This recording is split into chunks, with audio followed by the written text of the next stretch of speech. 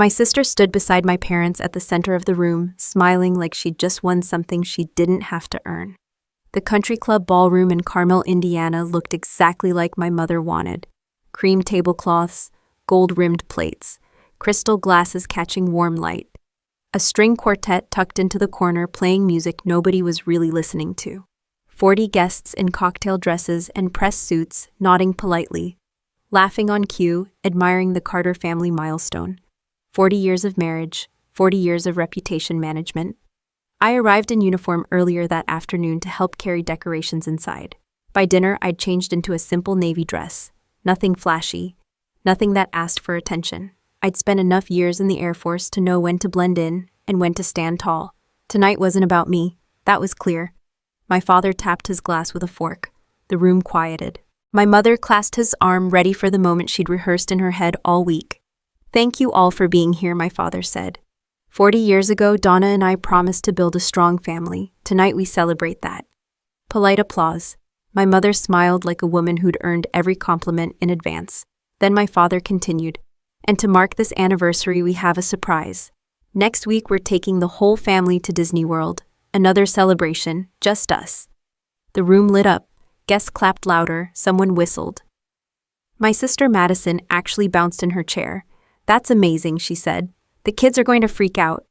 My mother reached for Madison's hand like she'd just completed the picture in her mind. Daughter, son-in-law, grandkids, perfect family. I felt something small and unexpected loosen in my chest. A vacation, a real one. No deployments, no night shifts, no emergency logistics drills.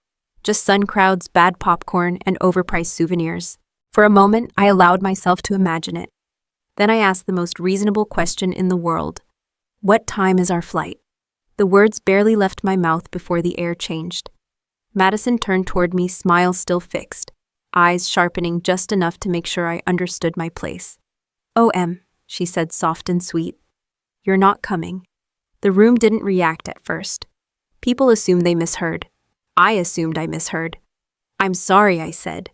Madison leaned back in her chair, folding her hands over her stomach, like she was presenting a solution, not a sentence. "Someone has to stay behind and watch the kids," she said. "Ethan and I really need this trip. Mom and Dad deserve it too." My mother nodded. Not apologetic, not hesitant, just confirming what had already been decided. "You're good with structure," she added. "You'll handle it best." I looked around the room, 40 faces, some surprised, some uncomfortable, some pretending to sip wine so they wouldn't have to make eye contact. Nobody spoke. Nobody challenged it. The string quartet kept playing like nothing had happened. I was being dismissed from a family vacation I'd just been invited to in front of everyone like a staff assignment. Madison smiled again. Same smile, different meaning. "There you go," she said, all settled. I could feel my pulse in my ears. Not from anger, not yet. From that sharp moment when you realize a pattern you've lived inside for years is suddenly visible to strangers. I forced a small smile. Years of military discipline are good for moments like this. "Of course," I said, "whatever you need." My mother relaxed.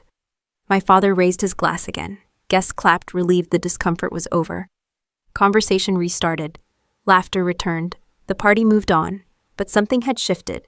Not dramatically, not loudly, just enough to matter. I sat there, hands resting in my lap, posture straight, face neutral, exactly how I'd stood during briefings in war zones.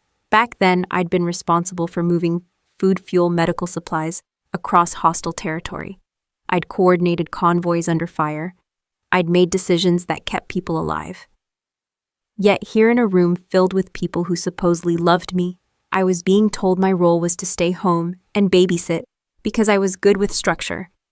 A woman at the next table leaned toward her friend and whispered, "Is she in the military?" "Yes," the friend whispered back. "Air Force."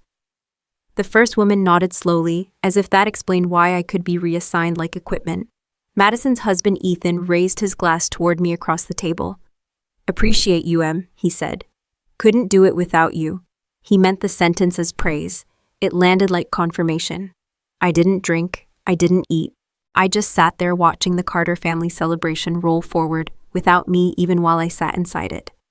My mother moved from table to table, basking in compliments. My father told stories about work and retirement. Madison posted pictures to her phone, already building the narrative of a perfect family getaway. None of them looked at me again that night unless they needed something passed across the table. When dessert arrived, my mother caught my eye from across the room and mouthed, "You're okay, right?" I nodded. Of course I did. I'd been nodding my whole life. Later, when the guests began to leave, I stood to help clear plates. Habit. My mother waved me off like she was being generous. "You don't have to do that tonight," she said. But her tone made it clear that tomorrow, and the day after, and the day after that, I would. I stepped outside for air instead. The Indiana night was cool, quiet. A parking lot full of cars belonging to people who had just watched me be removed from my own family plan in real time. My Jeep sat at the far end where I'd parked it, so Madison's Lexus could have the front space. I stood there for a moment, breathing slowly, shoulders squared, expression calm. Years of training had taught me not to break under pressure, not in combat zones, not in briefing rooms, not now. But as I looked back at the glowing windows of the ballroom, one thought settled in with surprising clarity. They had just reassigned me again, and this time I wasn't sure I was willing to accept the mission. I unlocked my Jeep and sat behind the wheel, hands resting on the steering wheel, engine still off, letting the quiet settle before I drove home. By the time I pulled into my parents' driveway, most of the guests were gone. The lights inside the house were still bright. Laughter drifted through the walls. The celebration continued without needing me. That part was familiar. I parked on the street where my car always lived, because Madison's Lexus belonged in the driveway. My mother once said guests notice what's in the driveway first. I believed her. I always moved my car without being asked. Inside, my heels clicked on the tile floor. My mother was collecting gifts and cards, her hands moving with the efficiency of someone who never missed a detail. My father loosened his tie. Madison was already scrolling through photos on her phone, picking which ones to post. Nobody asked how I felt. Nobody needed to. I had already played my role. That role hadn't started tonight. It had been written years ago. I grew up in this house. Same white siding, same trimmed hedges, same expectation that we looked like a family that had everything under control. Madison was the sparkling one, cheerleading, homecoming queen, the child who fit naturally into my mother's vision of femininity and social perfection. I was the quiet one, straight A's. No drama, no demands, no problems. My parents liked low maintenance. I became an expert. When I joined the Air Force at 18, my mother told everyone she was proud. She said it at church, she said it to neighbors, but at home, the questions stopped quickly. Where are you stationed? When do you visit? Are you still single? Nothing about what I did. Nothing about the pressure, nothing about the nights I didn't sleep, nothing about the responsibility of keeping supply lines running for units that depended on them to survive. When I came back from my first deployment, my mother hugged me at the door and said, "You lost weight. Are they feeding you enough over there?" Then she asked if I could help Madison plan her engagement party. Madison's life unfolded like a magazine spread. Wedding, house, babies, her husband Ethan sliding into the family like he'd always been there. Every milestone celebrated, every accomplishment announced, every difficulty accommodated. My life unfolded in schedules, duty, rosters, briefing rooms, and metal desks under fluorescent lights. I didn't talk about it much, not because I was secretive, because nobody asked. When I visited home, my suitcase always went into my old basement room, no guest room, no thought that maybe I'd want a bed not covered in my high school yearbooks and childhood trophies. I never complained. I unpacked quietly and made the space work. Holidays followed a rhythm. Thanksgiving. I arrived early. My mother handed me a list, turkey timing, side dishes, table settings. Madison arrived later with the kids carrying a store-bought pie and stories about how exhausting motherhood was. I nodded sympathetically while stirring gravy. Christmas. I wrapped gifts because my mother said her wrists hurt. Somehow her wrists never hurt during bridge club. Birthdays. I organized balloons, cupcakes, games, cleanup. Madison opened presents. Ethan grilled. My father poured drinks. My mother told guests how lucky she was to have such a helpful daughter. Helpful. That was my family rank. Once a neighbor asked me at a barbecue, "So what do you do, Emily?"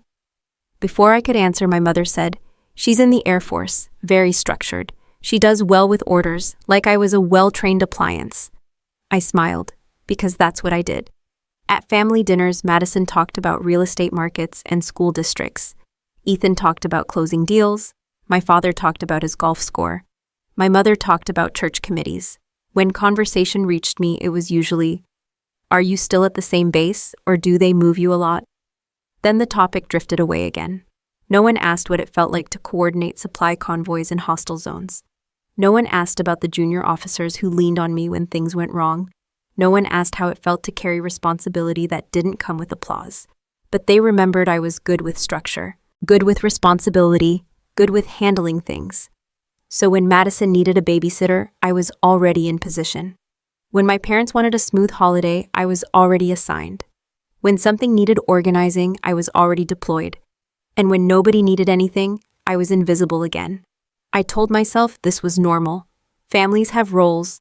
Mine just happened to be reliability. I was proud of being dependable. In the military, dependability meant trust. In my family, it meant availability. There was a moment last year when I almost questioned it. Madison had called at the last minute. "Can you take the kids this weekend?" "Ethan and I need couple time." I was in the middle of preparing a logistics presentation for a visiting general. I told her I had work. Madison laughed.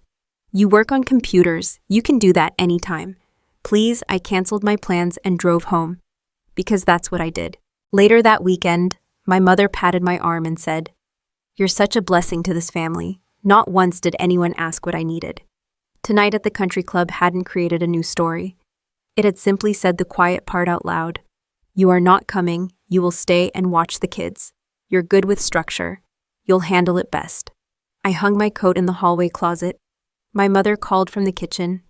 "Emily, before you go to bed, can you help me pack some of the decorations away?" My feet are killing me. I walked into the kitchen, picked up a box, started stacking plates. My mother smiled, satisfied, already moving on to her next task. "You're good at following structure," she said. "That's why we rely on you." I nodded again, but this time the nod felt different. Not agreement. Assessment. I carried the last box of decorations into the storage closet, set it on the shelf, and closed the door without making a sound.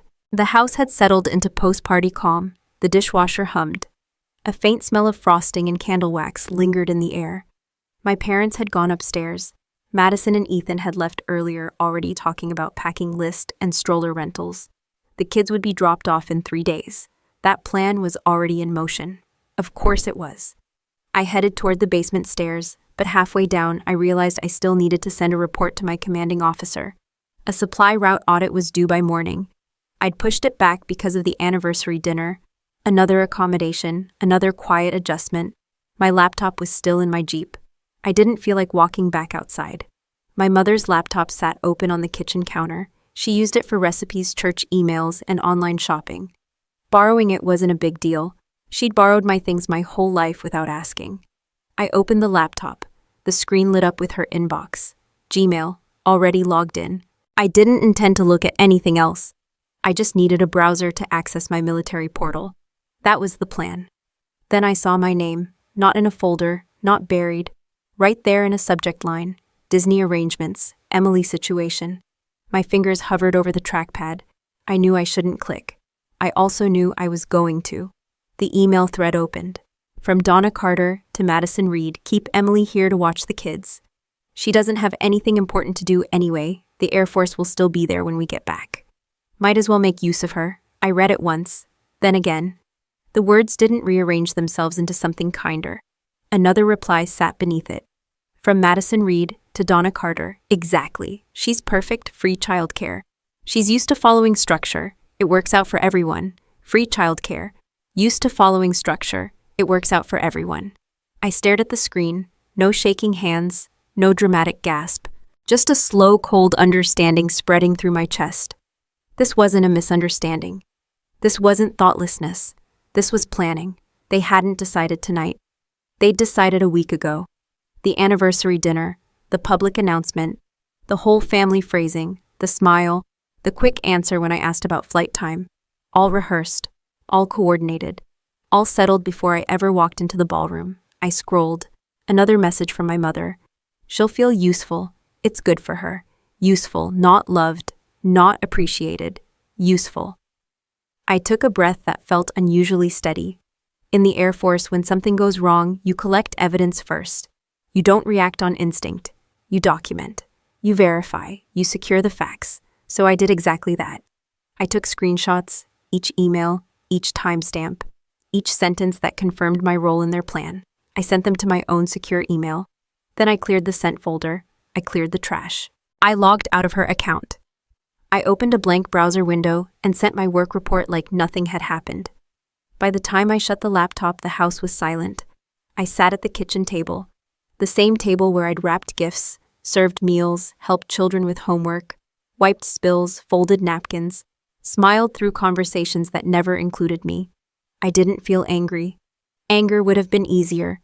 I felt something cleaner, sharper, clarity. In the military, clarity saves lives.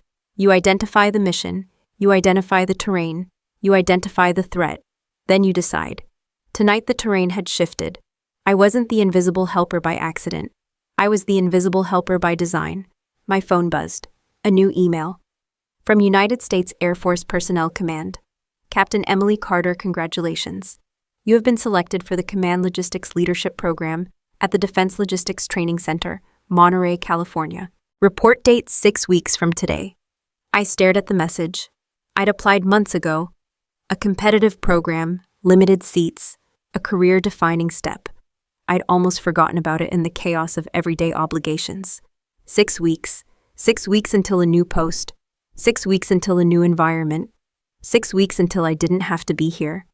I looked back at my mother's laptop on the counter. She doesn't have anything important to do anyway. I almost laughed. Not loudly, just a small breath of irony. Because while they were planning how to use my time had just been reassigned by someone who actually valued it.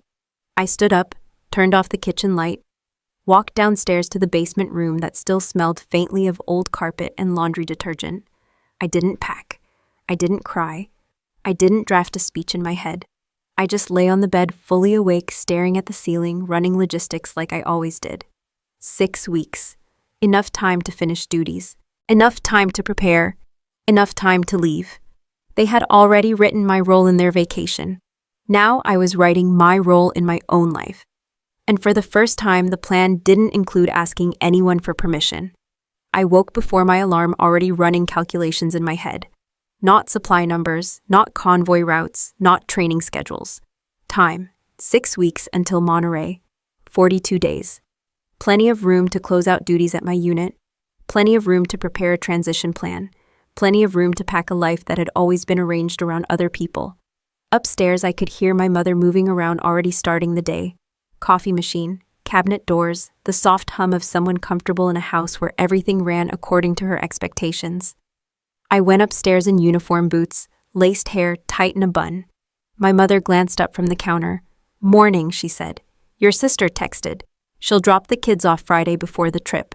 Not a question." A schedule update. "Okay," I said. My voice sounded normal. That surprised me. No crack, no tremor, no hint that the foundation under this house had already shifted. I left for base.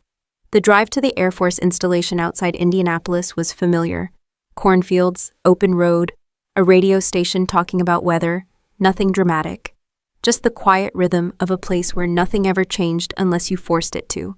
At the gate, security waved me through. On base, people nodded as I walked past.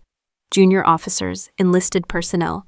They greeted me by rank, by name, by position, Captain Carter, not helper, not babysitter, not the one who follows structure. Inside my office, I logged onto the personnel portal and opened the official orders again.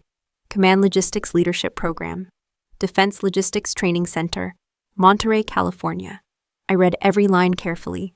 Report date, contact officer, training objectives, housing information. It was real, concrete, official. No family spin, no reinterpretation, just fact. At 900, I had a briefing with my commanding officer, Lieutenant Colonel Harris. He was a man who cared about preparation and precision, not small talk.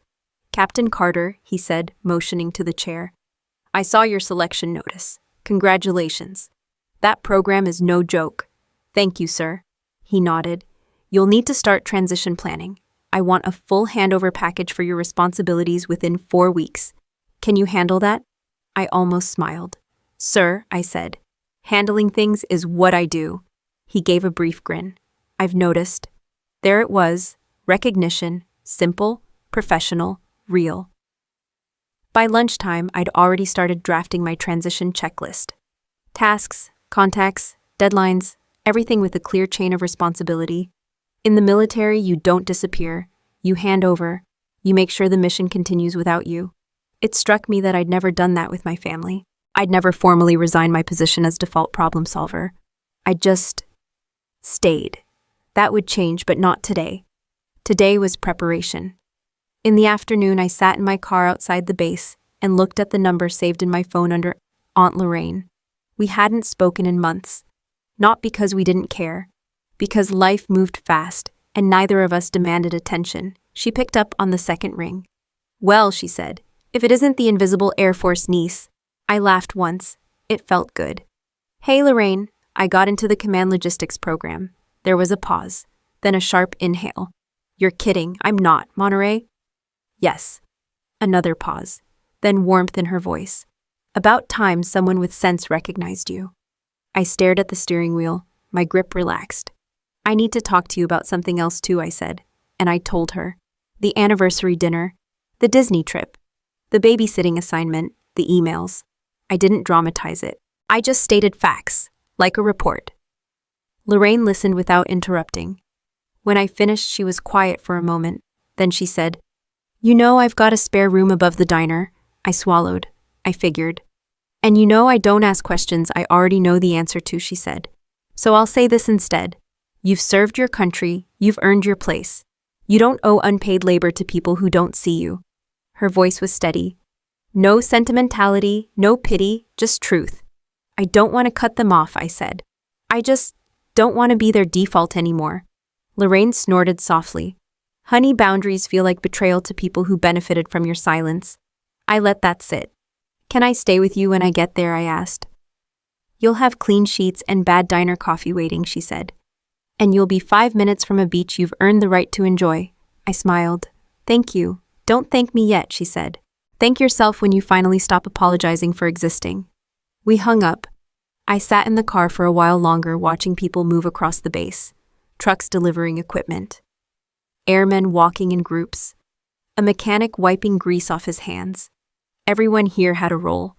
A defined purpose. A place earned through training and effort. No one here expected free childcare as a condition of belonging. On the drive back to my parents' house, I rehearsed nothing. No confrontation, no dramatic exit speech, no announcement. I simply carried one decision quietly inside me. I would complete my duties. I would transfer to Monterey. I would build a life where my reliability was respected, not exploited. And when my family realized I would not be home to receive their children with open arms and folded schedules, I would deal with that when it happened. For now, there was planning to do. And for the first time, the plan was mine. I carried my packed duffel bag down the basement stairs before sunrise, careful not to let the wheels thump against each step. The house was quiet. No coffee machine, no morning news, no footsteps from my mother preparing another list of tasks for me to complete. Everyone was still asleep. That was intentional. I didn't need an audience for this part. My Jeep was already loaded. 2 bags of clothes, 1 box of personal files, my laptop, my uniform garment bag. Everything I actually owned fit in the back without effort. I left the rest behind. Old trophies, childhood posters, extra dishes, the life that had been curated for me instead of by me. I walked back inside one last time and placed my basement key on the kitchen counter. Next to it, I left a short note. Gone for training assignment. I'll contact you when settled. Emily. No apology, no explanation, just information, like any official movement order. I closed the door behind me and stepped into the cold Indiana morning. I didn't look back at the house. I'd looked at it my entire life. The highway stretched ahead gray and open. I turned the radio off. I didn't need distraction. I needed awareness. Like every convoy I'd ever planned, I checked mirrors, fuel level, route contingencies. Habit, comfort, control. By mid-morning, cornfields gave way to long stretches of interstate. Trucks, rest stops, diners with faded signs, America in motion. Nobody knew who I was, nobody expected anything from me. It was strange and peaceful. At a gas station in Illinois, I stepped out to refill the tank. A little boy pointed at my Air Force sticker on the bumper. "Are you a pilot?" he asked. "No," I said. "I make sure the pilots get what they need." He thought about that for a second. "That sounds important." "It is," I said. His mother smiled at me. "Thank you for your service," I nodded. "You're welcome." No follow-up question about babysitting.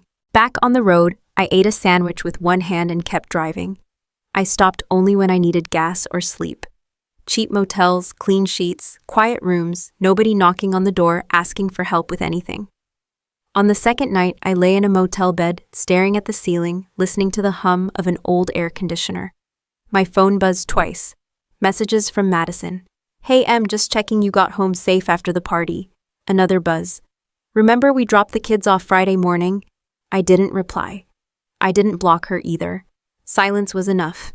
On the third day, the land began to change. Mountains in the distance. Air that smelled different when I cracked the window. By the time I crossed into California, the sky had softened into a clear blue that looked like someone had adjusted a setting I didn't know existed. I stopped at a lookout and stepped out. The Pacific stretched wide, calm, endless. I stood there in my boots and jacket, letting the wind hit my face. No structure, no orders, no expectations, just space. My phone buzzed again, this time my mother. "You didn't say goodbye." I read the message, then locked the screen. I drove the rest of the way with the windows down. By late afternoon, I turned onto a small street lined with shops and trees.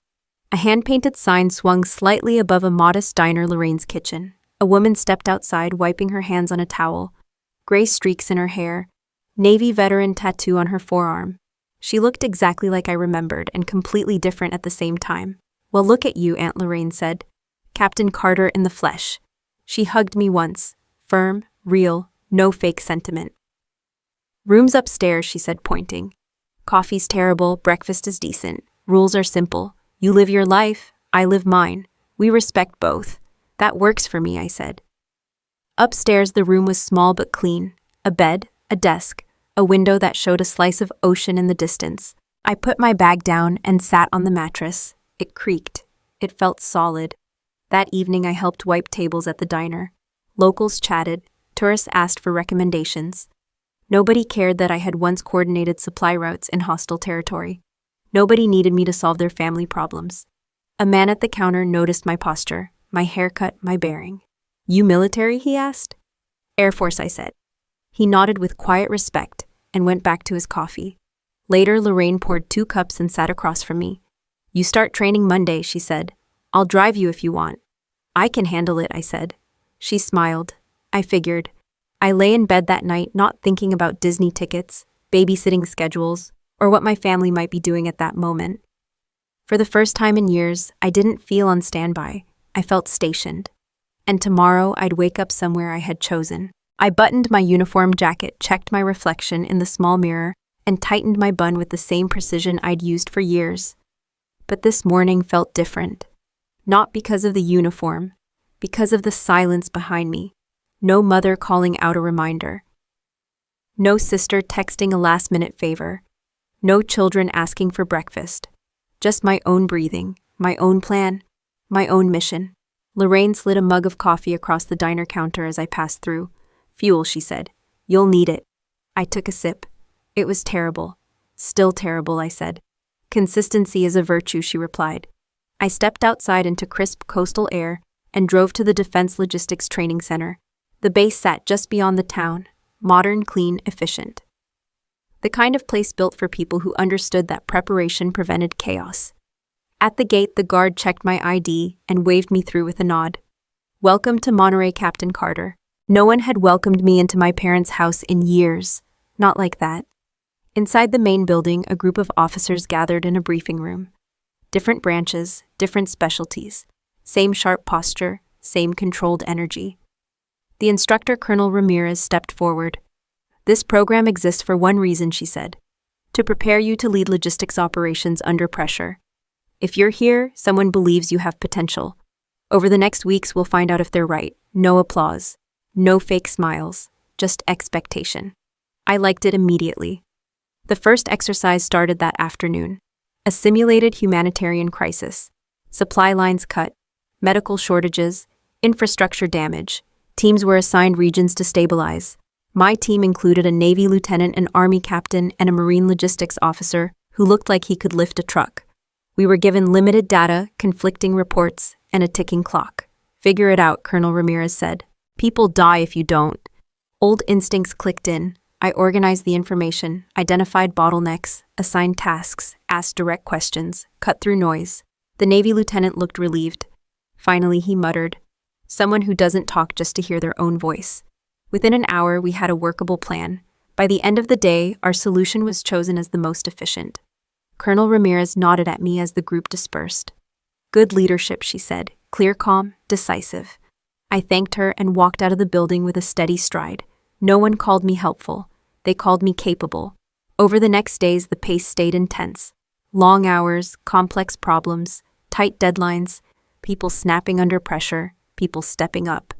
During a supply chain disruption drill, a younger officer froze when a scenario escalated unexpectedly.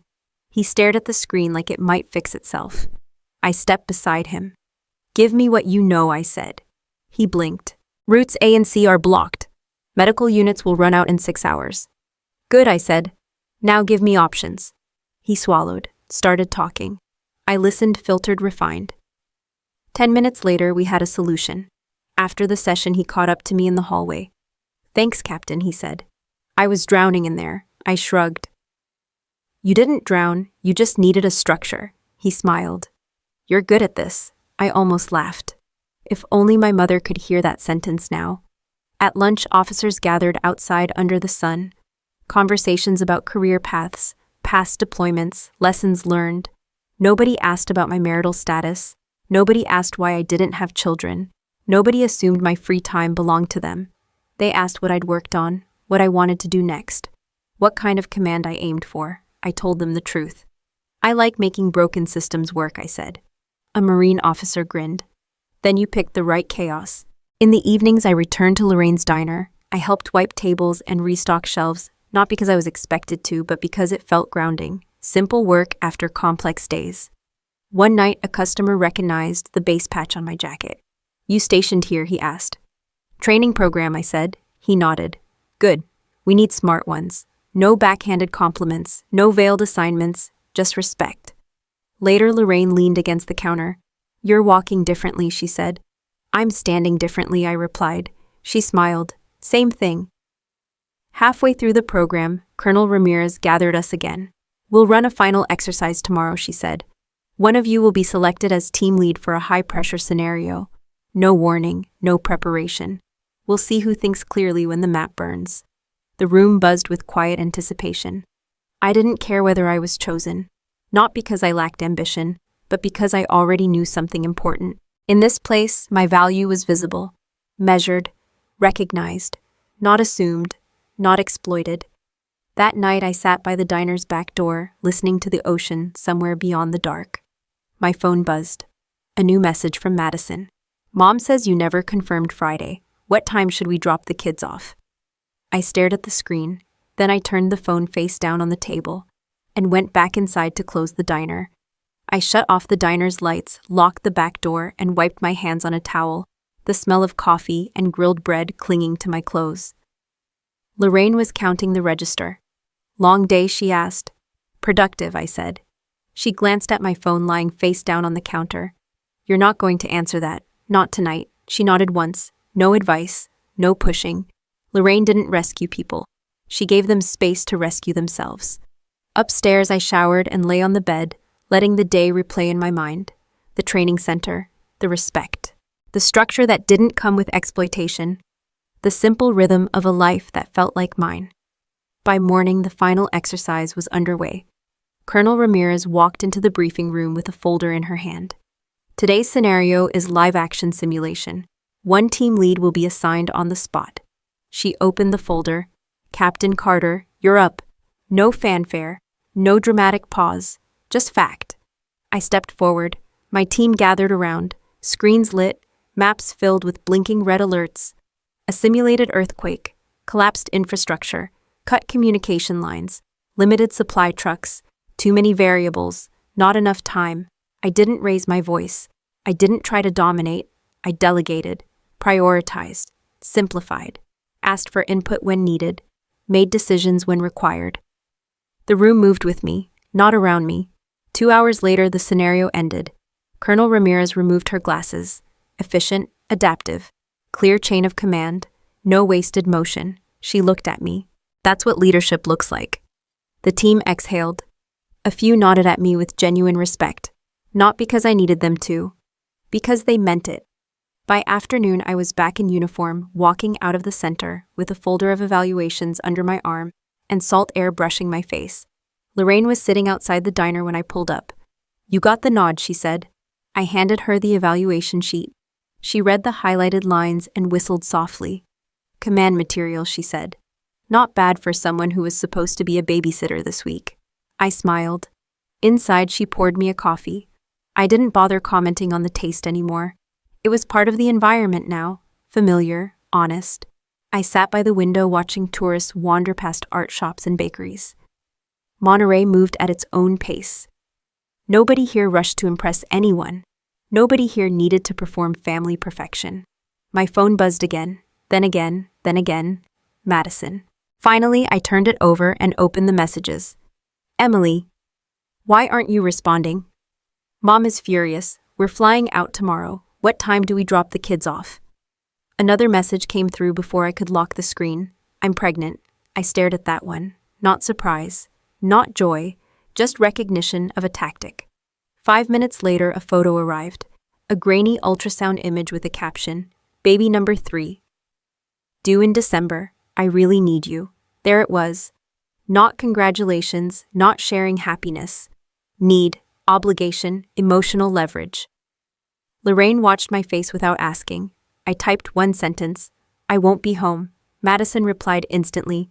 "What do you mean you won't be home?" I didn't answer. I put the phone down and finished my coffee. An hour later, a number I hadn't seen in months flashed on the screen. "Dad." I stepped outside to take the call. "Emily," he said, voice tight. "Your mother tells me you've gone to California without telling anyone." I left a note, I said. "That's not how family operates," he replied. "You can't just disappear." I looked at the street. A man walked his dog. A couple shared a sandwich on a bench. A child chased a pigeon. Ordinary life. No one disappearing. Just people choosing where to stand. "I didn't disappear," I said. "I reported to a new assignment." "This isn't about your assignment," he snapped. "This is about responsibility." I let that sit for a moment. "Responsibility," I repeated. "Like telling me I'm not part of the family vacation in front of 40 people, silence." "Like calling me free childcare in an email," I added. His breath hitched slightly. He didn't deny it. "You were supposed to help," he said. "Finally.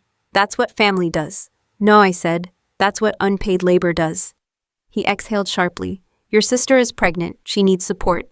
"She has a husband," I said. "She has parents. She has money. She has options." "And you have no heart," he said. I almost laughed. But it kept my tone flat. "I have a career. I have duties. I have a life. I'm not available." He lowered his voice. "If you don't come back, don't expect things to be the same." I looked at the ocean at the end of the street. Blue, endless, indifferent to family drama. "Things were never fair," I said. "Now they're just honest." I ended the call. When I walked back inside, Lorraine slid a plate of pie across the counter. "You're going to need sugar," she said. I sat down, took a bite. Sweet, solid, real. Madison called 3 times that night. I didn't answer. My mother left a voicemail about betrayal. I deleted it without listening all the way through. At midnight, I stepped onto the small balcony outside my room. The air was cold. The sound of waves carried through the dark. For the first time, my family's chaos wasn't inside my head. It was hundreds of miles away. And I was exactly where I was supposed to be. I stepped off the balcony and closed the door behind me, leaving the ocean air outside and the weight of the call where it belonged. By morning, I was back in uniform, driving onto base as if nothing unusual had happened. Because in a way, nothing had. I had made a decision. The rest was just reactions. That afternoon, the training center held a small recognition ceremony for officers who had completed the leadership program with distinction. Nothing flashy, just a formal gathering in the officers' lounge. coffee, light snacks, a few senior officers. Evaluation folders, quiet pride. Colonel Ramirez stood at the front. Captain Emily Carter, she said, for exceptional performance in command logistics leadership. I stepped forward. She handed me the certificate. A firm handshake, eye contact, respect, applause, controlled, professional, real. I turned to step aside and froze. My parents were standing near the entrance of the lounge, my mother in a tailored blazer, my father in a dress shirt he only wore for important appearances. Behind them, Madison and Ethan. Madison's hand rested on her stomach. Ethan scanned the room like he was assessing property value. They had found me. Every officer in the lounge turned to look at the unexpected civilians in the doorway. Colonel Ramirez raised an eyebrow but said nothing. She trusted her people to handle their lives. My mother walked forward, first heels clicking sharply on the tile floor. Emily, she said, too loud for the room. We need to talk. Conversations around the lounge thinned out. Coffee cups paused midair. A Navy commander near the window leaned back slightly interested. I handed my certificate to the nearest table and faced them. This is a military facility, I said. You can't just walk in here without checking in. We were let through, my father said. We're family. Madison stepped closer, eyes glossy. Emily. I'm pregnant, she said again, as if I hadn't read the message. I need you. The kids need you. Mom and Dad can't handle everything alone. Ethan nodded. We'll need you back home by the end of the week. Not a request, a directive. Old instincts tried to surface. Nod, agree, fix it. But I wasn't in my parents' kitchen. I was in an officer's lounge surrounded by people who had just watched me earn something. I kept my voice level. I'm not coming back. Madison blinked. You don't mean that. My mother stepped forward, lowering her tone, but not her volume. You're letting this military thing go to your head. Family comes first. Colonel Ramirez cleared her throat softly from behind me, not stepping in, just reminding the room she was there. I turned to my family again. Family, I said, like the family that told me I wasn't part of the Disney trip. That was different, my mother snapped. Someone had to help. Madison folded her arms. You're acting like a martyr over babysitting. It's not a big deal. I took out my phone. No dramatic flourish, no shaking hand, just a simple movement. I'd like to read something, I said. My mother's face tightened. Madison's eyes widened slightly. I opened the screenshot. Email from Donna Carter to Madison Reed, I read. Keep Emily here to watch the kids. She doesn't have anything important to do anyway. Might as well make use of her. A murmur moved through the room. I scrolled. Reply from Madison Reed. She's perfect free childcare. She's used to following structure. It works out for everyone. Silence. Not awkward silence. Impact silence. My mother's lips parted. No words came out. Madison whispered, You weren't supposed to see that. A Marine officer near the snack table muttered wow under his breath. Not quietly enough. My father tried to recover. Emily, those were private family emails. So was my labor, I said, until tonight. Ethan stepped forward, tone sharpening. This is inappropriate. You're embarrassing your family in public. I tilted my head slightly. You planned my humiliation in public, I said. This is just transparency. Madison's voice cracked. I'm pregnant. Do you really want to abandon your sister? I looked at her. Not angry, not cold, just clear. You're not asking me to be a sister, I said. You're asking me to be staff. My mother finally found her voice. We raised you better than this. I let out a small breath of amusement. You raised me to be reliable, I said. Congratulations. I am. Colonel Ramirez stepped forward, not aggressively, just enough to shift the balance of the room. Captain Carter, she said, would you like a moment in my office? I shook my head. No, ma'am, I'm fine. The Navy commander near the window raised his coffee cup slightly toward me. A quiet salute. Lorraine had been right. Respect speaks softly. Madison's tears finally fell. I thought you liked helping, she whispered. I answered without raising my voice. You never asked. My father looked at the floor. My mother looked around, realizing the room was not on her side. Ethan suddenly cared a lot less about speaking. I slipped my phone back into my pocket. I wish you a healthy pregnancy, I said. I hope the kids are happy, but I will not return to Indiana to be your solution. Madison opened her mouth again, but Lorraine appeared at the doorway of the lounge, still in her diner. Apron, holding a paper bag. Emily, she said, you left your dinner on the counter. Several officers smiled. The tension cracked just enough. I picked up my certificate from the table.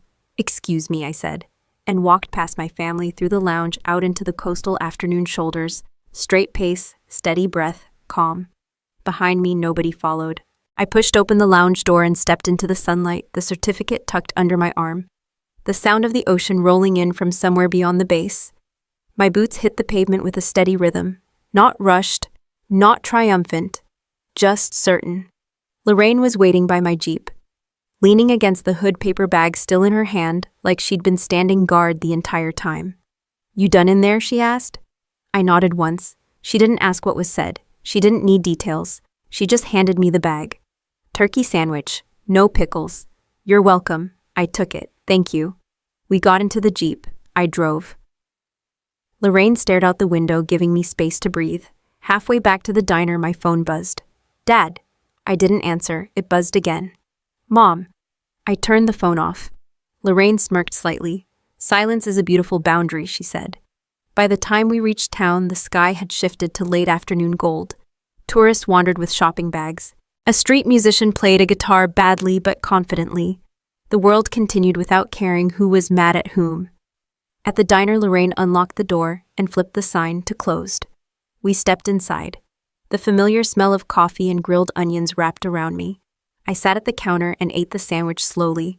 Not because I was hungry, because grounding mattered. After a while, Lorraine poured herself a cup of coffee and sat beside me. "So," she said. "What happens now?" I wiped my hands with a napkin. "I finish the program," I said. "Then I take the next assignment they give me. I build a career. I live here or wherever the Air Force sends me. I answer family messages when I want to, not when they demand." Lorraine nodded. "That's called adulthood. Most people never get there." I smiled lightly. "Feels overdue?" My phone remained dark on the counter. No buzzing, no guilt-driven response, no anxiety about who needed me next. That night, I lay in bed with the window cracked open. The ocean air moved through the room. I listened to waves, not arguments. I closed my eyes without rehearsing future conversations in my head. The next morning, I woke early and drove to base. Routine, training, professionalism, no emotional hangover, no dramatic aftermath. Colonel Ramirez passed me in the hallway. "Captain Carter," she said. "Excellent composure yesterday." I paused. "Thank you, ma'am." She gave a knowing look. Not prying, just recognition. In the following days, life settled into rhythm. Training concluded. Final reports were submitted. Career paths discussed. I was offered a follow-on assignment at a major logistics command. Promotion track, long-term potential. When the official paperwork came through, I sat at the small desk in my room and signed it with a steady hand. No one congratulated me with a balloon arch. No one posted about it online. No one threw a party. And yet, it felt like the biggest milestone of my life. On the other side of the country, my family dealt with the Disney trip without me. I didn't get updates directly, but fragments arrived anyway. A text from Madison Oliver had a meltdown at the park. No idea what to do with him. No reply. Another text 2 days later. Sophie got sick. Mom freaked out. This trip is chaos. No reply. Then a final message I didn't realize how much you handled. I read it. I believed she meant it. I still didn't reply. Not out of spite, out of choice. Weeks passed. One evening I came home from base and found a letter on the counter. Lorraine had placed it there without comment. My father's handwriting. Emily. I saw your evaluation results through a contact. I'm proud of you. I didn't handle things well. I hope one day we can talk. 3 sentences, no excuses, no demands, no instructions. I folded the letter and put it in a drawer. Not forgiveness, not rejection. Just storage. Life moved forward. I learned the rhythm of Monterey. Morning training, evening diner, weekend walks by the ocean, conversations with people who saw me as a person, not a role. One afternoon, I sat on a bench overlooking the water uniform jacket, off sleeves, rolled up hair down for once. The wind tangled it across my face. I didn't bother fixing it. A little girl nearby pointed at my boots. "Are you a soldier?" she asked. "Air Force," I said. She looked impressed. "Do you fight bad guys?" I smiled. "I make sure good people have what they need." She considered that. "Cool," she said, and ran back to her parents. I watched the waves roll in, one after another, constant, unbothered, free. I wasn't angry anymore. I wasn't hurt. I wasn't invisible. I was simply here, by choice. I sat at the small desk in my room above the diner, reviewing a logistics proposal for my next assignment, when Lorraine knocked once and stepped in without waiting for an answer. She handed me a second cup of coffee. "You're starting to look like someone who lives here," she said. I took the cup. "I do live here." She nodded satisfied and left. The door clicked shut. I leaned back in the chair and let the quiet stretch for a moment. 6 months had passed since the anniversary dinner. 6 months since the ballroom, the Disney announcement, the sentence that rearranged everything. "You're not coming, you'll stay and watch the kids." If someone had told me that night what my life would look like now, I would have assumed they were selling motivational posters. Instead, it had been logistics, planning, follow-through, boundaries, all things I already knew how to do. I just hadn't applied them to myself before. I closed the proposal and stared out the window at a strip of ocean blue. People like to call stories like mine family revenge stories. They expect shouting destruction, dramatic takedowns, social ruin, something loud and satisfying. But real revenge, I'd learned, was much quieter.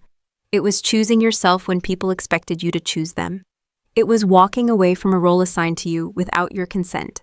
It was letting silence do the work that arguments never could. I didn't burn bridges, I just stopped crossing them every time someone whistled. In the Air Force, we talk a lot about after-action reports. You analyze what happened, what went wrong, what worked, what you do differently next time. So I did one for my old life. What went wrong was not that my family asked for help. Families help each other. That part is normal.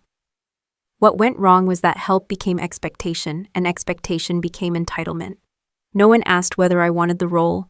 No one asked whether I was tired. No one asked what I needed. They simply built their comfort on my compliance.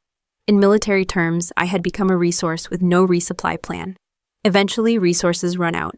I thought back to the email. She doesn't have anything important to do anyway. They believed that. Not because they were cruel masterminds, but because I never showed them otherwise. I never demanded recognition. I never set limits. I filled every gap so efficiently that they forgot I was human. That was on them. But part of it was also on me. Not blame, responsibility. In the service, we're trained to take ownership. Not for everything, just for our part. My part had been silence. My part had been saying yes, automatically. My part had been confusing usefulness with love. When I stopped doing that, everything changed. Not overnight, not magically, but steadily. I opened a drawer in the desk and pulled out my training certificate, the evaluation sheet, the letter from my father, a simple collection of paper proof that my life had shifted. None of these things screamed victory. They just whispered reality. I was no longer living to earn a place. I had one. People sometimes ask if I feel guilty. Guilt is what happens when you break a rule you believe in. I didn't break a rule, I rewrote one. The old rule was, be needed at all costs. The new rule is, be respected or be elsewhere. It's surprising how many problems disappear when you adopt the second one. I still talk to my family occasionally, short messages, updates, neutral ground. Madison sent another picture of her new baby. I replied with congratulations. No plans, no promises, no automatic availability. My mother sent a holiday greeting. I replied with a polite thank you, no apology, no re-entry into old patterns. My father sent another email. Hope California is treating you well. Stay safe. I replied with one sentence. I am. No one asked when I was coming home. Because home had changed definition. Home was now a room above a diner with terrible coffee and ocean air. A base where my work mattered. A future built by my own hands. A life where my phone did not control me. I walked downstairs to the diner for dinner. A couple sat at the counter, arguing playfully about pancakes. A group of locals watched a baseball game on a small TV. Lorraine wiped a table and nodded at me. Eat, she said. I took a seat, ordered food, listened to ordinary conversation that had nothing to do with my family. Later, as I washed my plate in the back sink, I thought about something Colonel Ramirez once said. Leadership is deciding what you will no longer accept. I'd applied that to convoys, to operations, to teams under stress. I finally applied it to myself. That was the real turning point. Not the lounge confrontation, not the screenshots, not the drive across the country, just a quiet internal decision I will not be free help again. I dried my hands and turned off the kitchen light. Outside, the Pacific rolled steadily toward the shore, wave after wave, unconcerned with past mistakes or future plans. I stepped into the cool night air and breathed in deeply, not because I had escaped something, because I had chosen something. I pulled my jacket tighter as I walked along the shoreline. Before sunrise, boots sinking slightly into cool sand, the ocean breathing beside me, like a steady engine that never stalled. This had become my quiet ritual. No notifications, no obligations, no roles to perform, just movement, air, and space to think clearly. People who hear my story often ask the wrong question. They ask, "Do you hate your family now?" No. Hate takes energy. Hate keeps you tied to the very thing you're trying to escape. What I learned was something simpler and much more useful. I learned that love without boundaries isn't love, it's access, and access when unlimited turns into entitlement. That's where many people get stuck in family dynamics.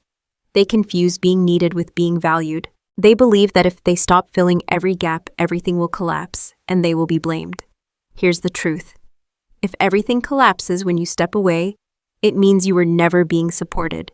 You were being used as structural support. And that's not a family role. That's unpaid labor. I didn't walk away because I was cruel. I walked away because I was disappearing. If any part of this sounds familiar, I want to speak directly to you for a moment. Not as a character, not as a dramatic narrator, just as someone who lived it. If your family only calls when they need something, if your time is treated as public property, if your achievements are minimized while your sacrifices are expected, if you're praised for being so helpful but never asked what you want, that's not love, that's convenience. And the longer you play that role, the harder it becomes to leave it. So how do you change it without burning everything down? You start small. You say no once. Not with an explanation essay, not with a justification speech. Just no. Then you stay calm through the backlash, because there will be backlash. People who benefit from your silence will always call your voice selfish. Selfish is not a diagnosis. It's a complaint from someone losing control. Next, you stop responding immediately to every request. You let messages sit. You answer on your time, not theirs. That single change rewires how people see your availability. Then you build something outside the family role, a job, a hobby, a training course, a new community, a space where you are valued for who you are, not for what you provide. That's what the military did for me. It gave me a mirror that reflected my actual capabilities, not my assigned role. But it doesn't have to be the military. It can be a class, a new workplace, a side business, a friend group that doesn't treat you like infrastructure. Once you have a place where you are respected, it becomes much easier to recognize where you are not. Another hard truth. You don't need a dramatic confrontation to set boundaries. I did it because my family forced the situation into public space. But most people don't need that. You can simply stop agreeing, stop rearranging your life, stop apologizing for having needs. And if the relationship only survives when you are small, silent, and endlessly available, then the relationship was never about you in the first place. Some people will adjust, some will respect the new line, some will not. You don't control their reaction, you only control your position. One of the biggest myths in family loyalty is that distance equals betrayal. It doesn't. Distance is sometimes the only way to preserve what little respect remains. I didn't cut my family out. I changed the terms of access. We talk, we update, we exchange polite messages. There's no screaming, no ongoing war, just a new structure. And structure, when fair, is healthy. If you're watching this and thinking, "But I can't leave," remember this. Leaving doesn't always mean driving across the country. Sometimes leaving means refusing a role, refusing unpaid labor, refusing emotional manipulation, refusing to be the default solution. You can stay physically close and still change the rules. And if you ever wonder whether choosing yourself is worth it, ask this. If you disappeared tomorrow, would they miss you as a person or just miss what you did for them? The answer to that question tells you everything you need to know. I reached the end of the beach path and stopped watching the sun rise over the water white, spreading slowly across the surface. Not dramatic, not cinematic, just real. That's what freedom looks like.